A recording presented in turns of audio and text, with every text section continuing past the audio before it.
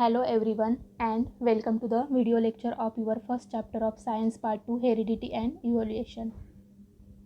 In this lecture we learned second topic transcription, translation and translocation. We already learned structure of DNA, function of DNA and various types of RNA and its function. RNA means ribonucleic acid and you also know genetic disorder and this disorder's name.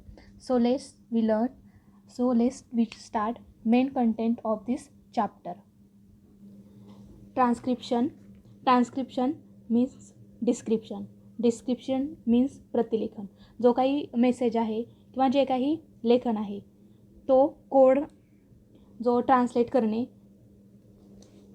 with the help of RNA. The genes present in the form of DNA participate in the functioning of cell and thereby control the structure and functioning of the body. Information about protein synthesis is stored in the DNA and synthesis of appropriate protein as per requirement is the necessary for body. These proteins are synthesized by DNA through the RNA. This is called as central dogma. mRNA is produced as per the sequence of nucleotides on DNA. Only one of the two strands of DNA is used in this process. The sequence of nucleotides in mRNA being produced is always complementary of the DNA strand used for synthesis. Beside, there is uracil in RNA instead of thymine of DNA. This process of RNA synthesis is called as trans. DNA means deoxyribonucleic acid मध्ये असलेल्या jeans RNAच्या मदतीने सेलचे जे काही working आहे त्याच्यामध्ये participate करतात आणि आपल्या बॉडी स्ट्रक्चर आणि बॉडी वर्किंग यावर कंट्रोलिंग ठेवतात.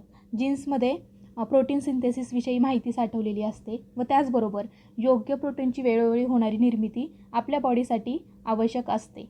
DNAमधील जीन्समध्ये असणारे जे काही प्रोटीन सिंथेसिसची इन्फॉर्मेशन स्टोअर केलेली असते. प्रोटीनची निर्मिती ही DNAमुळे RNAच्या माध्यमातून होते. DNA जीनच्या साखळीनुसार mRNA तयार होतो. mRNA means messenger ribonucleic acid. हा mRNA फॉर्म होताना एक मॉलिक्यूल व DNAचा एक धागा यांच्यातील न्यूक्लियोटाइडचा क्रम एकमेकांना पूरक असतो. त्यापासूनच mRNA फॉर्म होतो. मीन्स दॅट DNAच्या mRNA तयार करण्याच्या प्रक्रियेलाच The mRNA form in nucleus comes in cytoplasm if it brings in the coded message from DNA. The message contains the codes for amino acids. The code for each amino acids consists of 3 nucleotides. It is called as triplet codon. न्यूक्लियसमध्ये तयार झालेला mRNA cytoplasm येताना DNAवरील जो काही coded message आहे तो amino ॲसिडच्या स्वरूपात घेऊन येतो. प्रत्येक ॲमिनो ॲसिडसाठी असलेला मेसेज 3 न्यूक्लियोटाइडच्या संचाच्या स्वरूपात असतो. त्यालाच ट्रिपलेट कॉडॉन असे म्हणतात.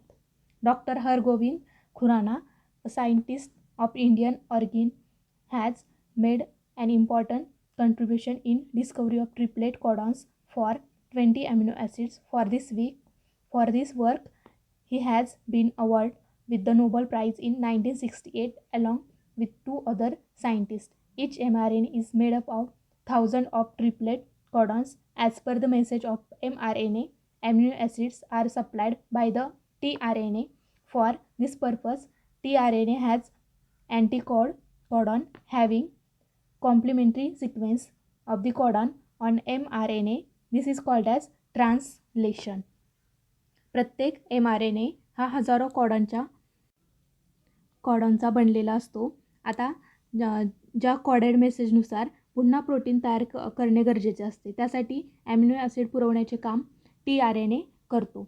tRNA means transfer ribonucleic acid. tRNAवर mRNAच्या वर जसा कोड असतो त्याच्या पूरक क्रम असलेला अँटीकोड असतो. या प्रोसेसलाच ट्रान्सलेशन असे म्हणतात. The amino acids thrown in by tRNA are bonded together by peptide bond with the help of rRNA.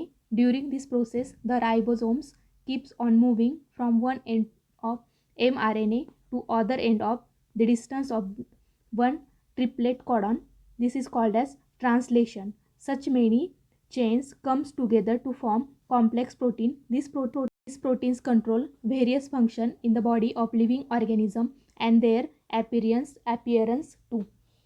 tRNA द्वारे आणलेल्या ॲमिनो ॲसिडची पेप्टाइड बॉन्डने शृंखला तयार करण्याचे काम RNA करतो.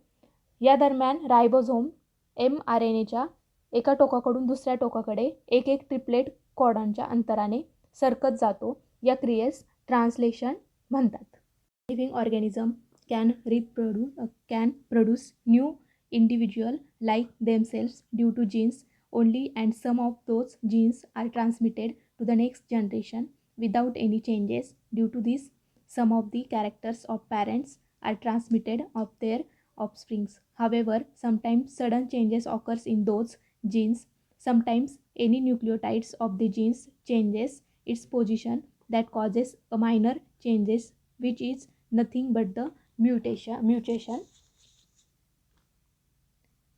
जीनमुळे जे त्यांच्यासारखेच दुसरे लिव्हिंग ऑर्गॅनिझम जीनमुळे ते त्यांच्यासारखेच दुसरे लिव्हिंग ऑर्गॅनिझम निर्माण करतात. त्यांतील काही जीन जसेच्या तसे पुढच्या पिढीत संक्रमित करतात. यालाच हेरिडिटी म्हणतात. त्यामुळे आईवडिलांचे काही गुणधर्म त्यांच्या अपत्यात येतात, परंतु काही वेळा जीनमध्ये अचानक काही बदल होतो.